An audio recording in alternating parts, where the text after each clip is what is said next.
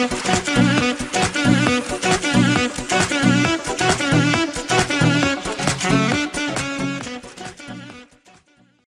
je m'appelle Sophie Guénard, j'ai créé avec Cédric Muller la société Smaltis. Cédric Muller, j'ai 30 ans. Voilà, nous sommes tous les deux issus de la recherche publique et avons entamé depuis un peu plus d'un an maintenant un parcours d'entrepreneur. Alors l'idée nous est venue pendant notre doctorat de bactériologie, puisque Cédric et moi-même avons fait un doctorat de microbiologie à l'université de Franche-Comté. Et nous avons eu l'opportunité, notamment grâce au réseau Entreprendre, de participer aux Entrepreneuriales 2012. Et ce concours, pour moi, a vraiment été le moyen, la décision de dire je me lance dans la création d'entreprise.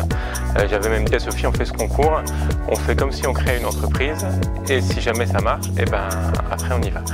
Donc c'est une société qui propose des prestations de services en bactériologie et biologie moléculaire. Nous sommes installés dans le bâtiment Bioparc au niveau de Thémis Santé.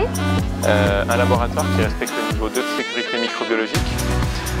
Donc dans ce laboratoire, il y a une partie bactériologie, une partie biologie moléculaire. Alors plus précisément, pour vous donner des exemples, on va avoir un laboratoire privé qui va concevoir un nouvel antibiotique ou une nouvelle molécule antibactérienne.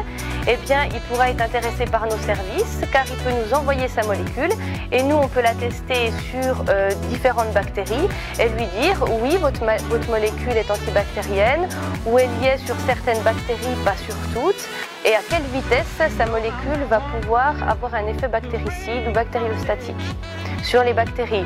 En tant que scientifique, le métier d'entrepreneur, c'était totalement abstrait. On nous a surtout dit, attention, ce que vous vendez c'est bien, mais il faudrait peut-être innover afin d'assurer une barrière à l'entrée de concurrents potentiels et finalement de permettre un accroissement plus rapide de votre entreprise. Donc avec Sophie, nous avons démarré en 2013 un programme de recherche qui consiste à créer un nouvel outil biotechnologique par modification de l'ADN des bactéries. Et en fait, cet outil pourra être utilisé dans diverses applications, diverses fonctions qui vont de la dépollution biologique des sols à la production de médicaments en passant par le défibrage des plantes par exemple. À l'heure actuelle, on a recruté un ingénieur. Nous envisageons bien sûr de recruter pour la partie prestation de services un technicien cette année. Pour arriver à peu près 400 000 € de chiffre d'affaires fin 2017 grâce à notre nouvel outil biotechnologique. Alors comme je vous le disais, nous sommes des scientifiques et c'est vrai que pour nous, le monde de la création d'entreprise est très éloigné de ce qu'on connaît nous en tant que scientifiques au laboratoire. Et quand on a débuté les entrepreneuriales et qu'on nous a demandé de faire un business plan, dans un compte de résultats, on ne savait pas s'il fallait mettre des années, des euros.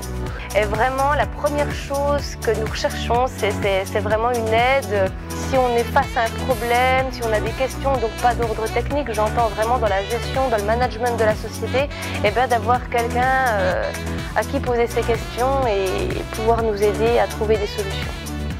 Et donc grâce à Réseau Entreprendre, nous sommes accompagnés par un chef d'entreprise vraiment atypique en la personne de Gérald Stret, puisque ce dernier est à la fois médecin et à la fois directeur général d'une grande entreprise de sous-traitance automobile, et donc la société Delfingen.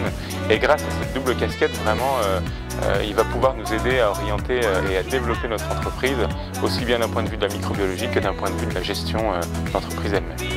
Le principal défi, on va dire que c'est de pérenniser notre entreprise et d'obtenir des clients, d'agrandir notre portefeuille client et surtout de satisfaire nos clients. Voilà, la vie de chef d'entreprise et la création d'entreprise, c'est avant tout une aventure humaine extraordinaire. Je pense que rien que pour ça, finalement, ça vaut le coup, peu importe ce qui arrivera plus tard, rien que pour ça, ça vaut le coup et ça sera forcément une expérience positive.